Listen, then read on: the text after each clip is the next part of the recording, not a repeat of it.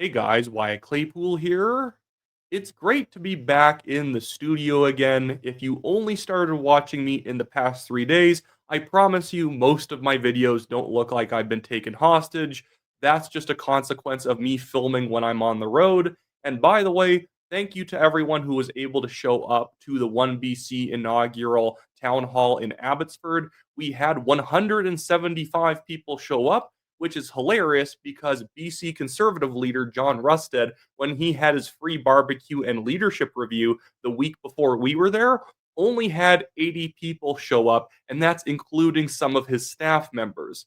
But that's not why you guys clicked on the video today. We need to discuss Prime Minister Mark Carney potentially losing a Liberal MP who may resign to run for Ontario Liberal leadership. This has been kind of a long time coming. Everyone knows that MP Nate Erskine-Smith is extremely unhappy sitting in the Liberal caucus. Mark Carney doesn't like him. He does not like Mark Carney. And he actually has a very good reason to not like Mark Carney because Mark Carney betrayed him pretty hard. But I'm going to take this from the top with you guys, go through the whole story, and the likelihood that we are going to have Nate Erskine-Smith run for the Ontario Liberal leadership and just leave federal politics permanently. But before we get into it, I just want to remind you guys, hey, if you like the video, make sure to leave a like on this video. If you like the channel, leave a like on this video. I screwed it up, but we're not going to reset the video now. Subscribe if you're not yet a subscriber. I'm trying to hit 100,000 by mid-December of this year, and leave a comment on what you think about the situation. See, guys, I really do film these things live, and I had that quiver in my heart, feeling like, oh goodness, am I going to have to restart the video once again and film from the top? Because that's how these things are made. But let's get over to what's happening with the Ontario Liberal Party. Bonnie Crombie technically survived her leadership review. It says here, breaking, Bonnie Crombie has survived her leadership review with 57% of the vote. That's below the threshold to support the New Leaf Liberals set for her to remain in the job. More to come. Now, the New Leaf Liberals are like the more progressive-y, Green Party, NDP-ish type liberals who ended up voting for the Ontario Liberals in the last election. The pro-proportional representation type of provincial liberals. Now, it shouldn't be shocking that after having 57% of people in her own party only willing to support her, she ended up resigning. She put out some generic statement. I've talked with my friends, I've talked with my family, I've talked with my colleagues, and I believe that the best path forward for me, the province, and the party is to step down and have a leadership race. I do hope one day we have the leadership story arc. I was hoping it was going to happen with Justin Trudeau, and then I was hoping it was going to happen with Bonnie Crombie, that if someone ever fails in a leadership review, and technically you only need 50% plus one, but really you need like 75% at the minimum in most leadership reviews to be able to stick around. Because if you can't get a good portion of your own people on side, your own members on side, how are you ever going to actually win a general election? But I'm waiting for the day that someone resigns and then they run for leader again. They're like, if you want it, you come and take it from me, you piles of rat filth. Come and, just holding up two knives at the same time that you're announcing you're running again. It's like, it's Crombie 2.0, guys. Come and take it from me. I want that one day. But alas, that doesn't look like that's going to happen. But now let's jump over to Nate Erskine-Smith.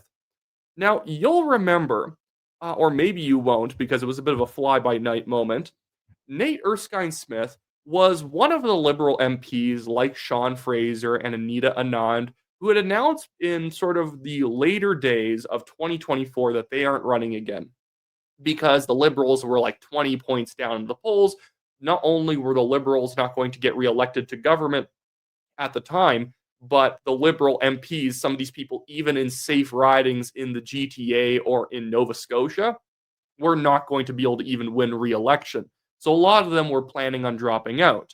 And then when Mark Carney became the leader, he ended up trying to bring people back into the fold, wanting their name recognition and their incumbent status to help boost up his numbers. And so he ended up attracting all of these different people back. Now, Sean Fraser was already a minister, but it was kind of also seen that he was so incompetent as both the immigration minister and the housing minister, that he's probably best left outside of cabinet. But Carney wanted his supposed star power, and maybe he does, and that's sad in that part of Nova Scotia that Sean Fraser has star power. But Sean Fraser was let back in, and that he would be made the attorney general at some point. Anita Anand came back, and she later became the foreign affairs minister. I believe she was defense before. Nate Erskine-Smith had never been anything, I believe, above some sort of committee member or parliamentary secretary. He's this very left liberal, vegan, environmental guy, super pro Gaza. Really, he's just pro Hamas. He'll just make as many excuses for Hamas violence as humanly possible, calling for boycotts of Israel and stuff like that. But if I was to like rate his political prowess, I would actually say that if you're rating skill in politics, I'd put Nate Erskine-Smith at a solid A minus. He's quite good. He can be sensitive. He freaks out at people who question him sometimes.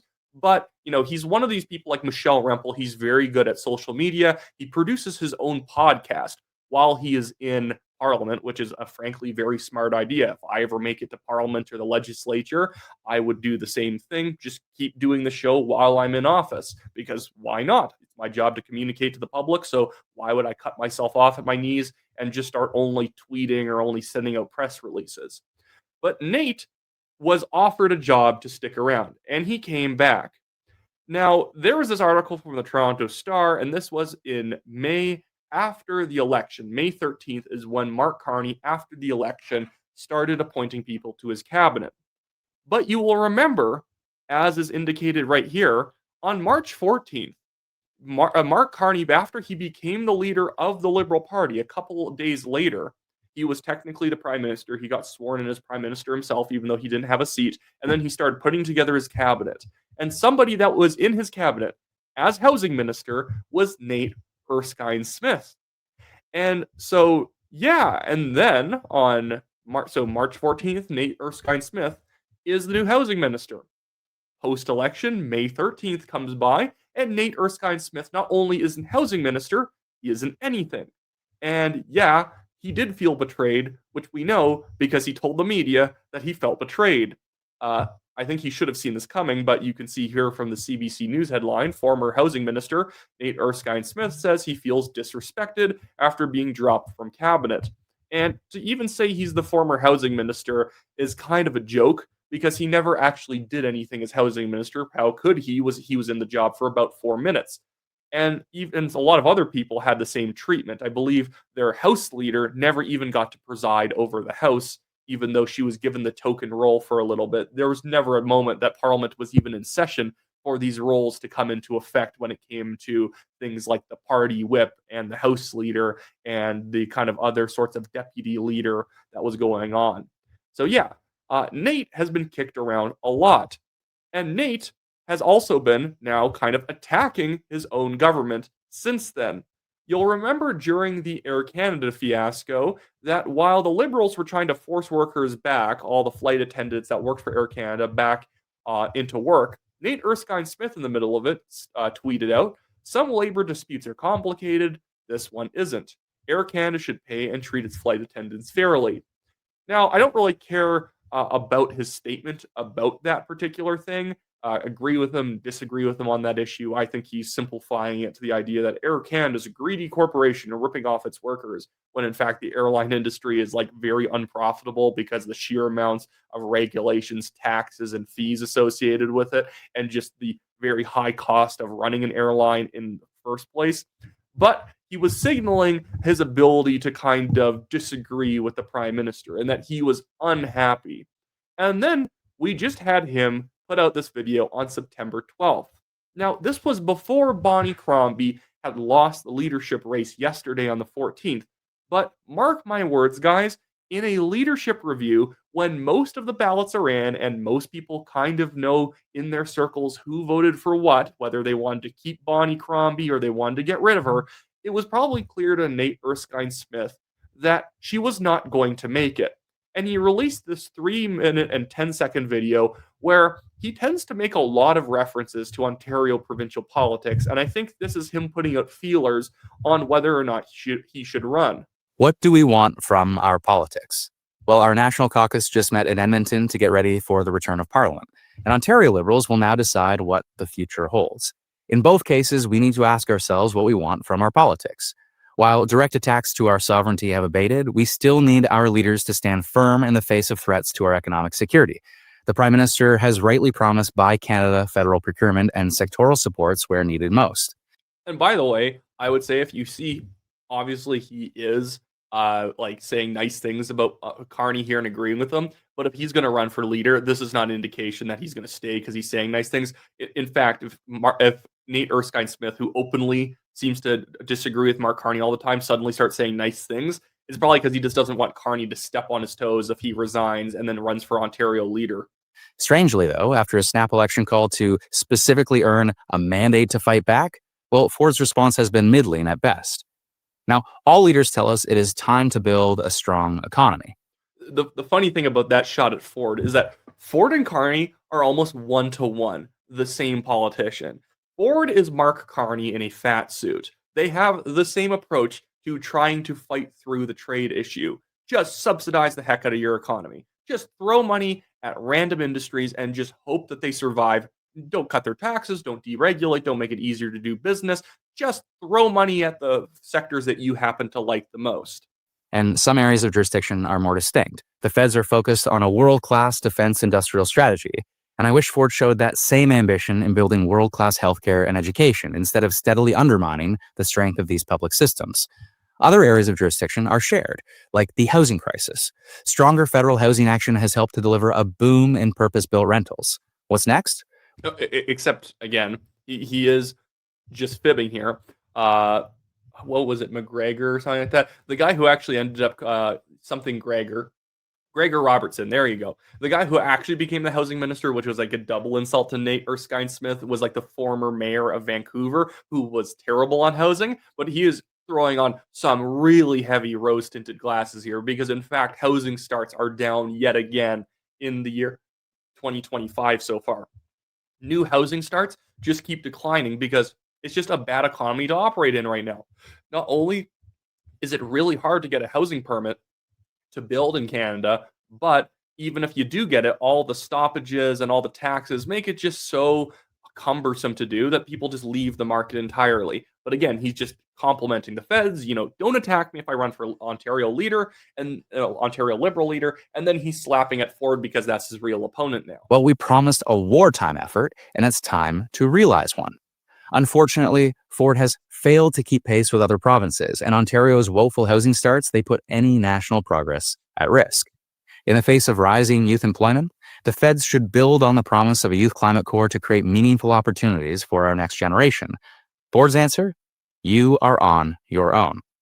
Now, when it comes to keeping our communities safe, the federal justice minister recently outlined action on bail reform and more, recognizing the need to both protect the presumption of innocence and to protect the public from repeat and violent offenders. But law reform is only... Yeah, they haven't done that yet, though, Nate.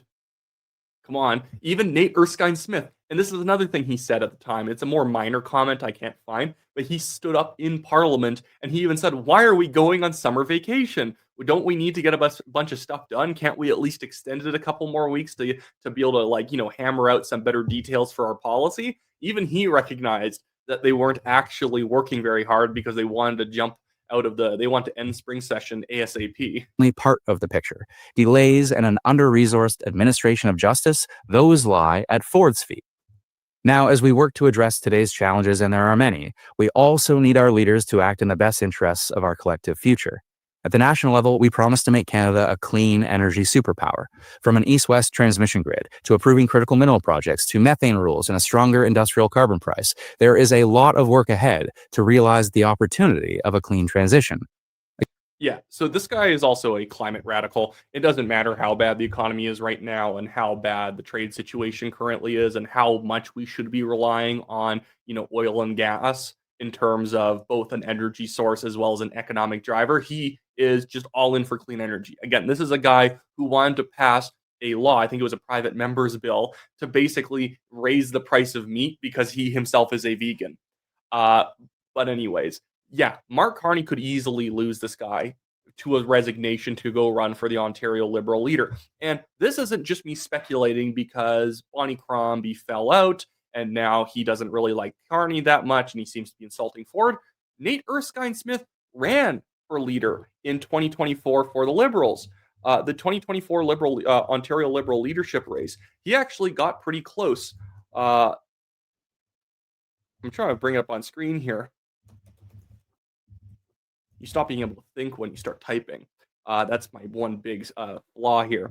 No, it's 2023. He ended up running, and it was really close because even though he's a fairly young guy for running for politics, like I think he's in his either later 30s or he's just turned 40, a little bit younger than Pierre Poilievre, he did quite well. On first ballot, he had 25%, and Bonnie Crombie had 42.96. On the final ballot, he had 46.59, and she had 53.40. Yeah, he had a bit of a climb, mostly because a lot of people just did not want Bonnie Crombie. But if you got that close, you're pretty much the guy that people will kind of coalesce around for the next time. We've seen this many times before. You'll be a leadership race between two people. This happened in the UK when Liz Truss ended up beating Rishi Sunak. And then when they did a replay, Rishi Sunak was then kind of crowned by the new establishment forces as the next guy up because he came second last time. But which is and then because Kemi Badenoch came second the second time, she's the leader right now. It's not great. It's not a good pattern to follow as a party. Would Nate Erskine-Smith be a good Ontario Liberal leader from a pure political sense of how effective he would be in the leadership? I think he'd probably be better than Bonnie Crombie. Do I want him to succeed as Ontario Liberal leader? I actually don't even know because Ontario politics is so screwed that what am I supposed to do? Cheer for Ford? He's just the same as these other people. That's the funny thing with him criticizing Ford. Ontario is like the petri dish for federal policy. If the federals are putting out a bunch of subsidies, they're going to be heavily concentrated in Ontario and Quebec. A lot of government programs, all the federal infrastructure is mostly built up in Ontario. So Ontario oftentimes is walking in lockstep with the federal government, especially under Doug Ford. And so I don't really see there being any difference if Nate Erskine-Smith became the Ontario Premier or even Merritt Stiles became the Ontario Premier. This is why I tell people to go and vote for the New Blue Party, become a candidate, join the New Blue Party board, because Ford needs to be pressured from his right to either reform or to actually start losing seats to the New Blue Party so that there's actually people in the provincial parliament who can say conservative things consistently. That's why the One BC Party exists in British Columbia. The BC Conservatives they'll ration you things. They'll say somewhat of a conservative thing here and there to keep you satiated. But when you actually look at the broad scope of what they say, it's like, well, this doesn't feel that much different from BC United. They'd also call out long wait times in the hospitals. They'd also criticize safe supply. They'd also say that, maybe Soji went too far and we should cut around the corners, but they don't want to get rid of it. Like the BC Conservatives don't even want to get rid of Soji anymore. This is, again, why I work for One BC. But that's why a lot of these new parties end up popping up and having real utility.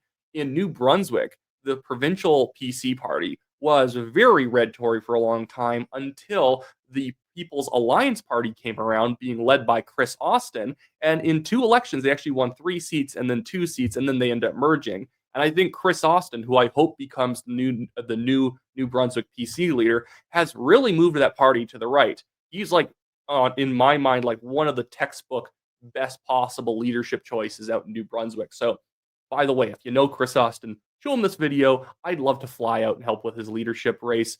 I just think that he's a really good guy. He was one of the people who helped spark the parental rights movement across Canada because he was the one who was introducing the changes to policy 713? Yeah, in order to actually require disclosure of kids wanting to change pronouns or identify with different names in the classrooms and having to notify parents on what's being taught in the classroom and all this stuff. He was one of the main drivers behind kicking that off.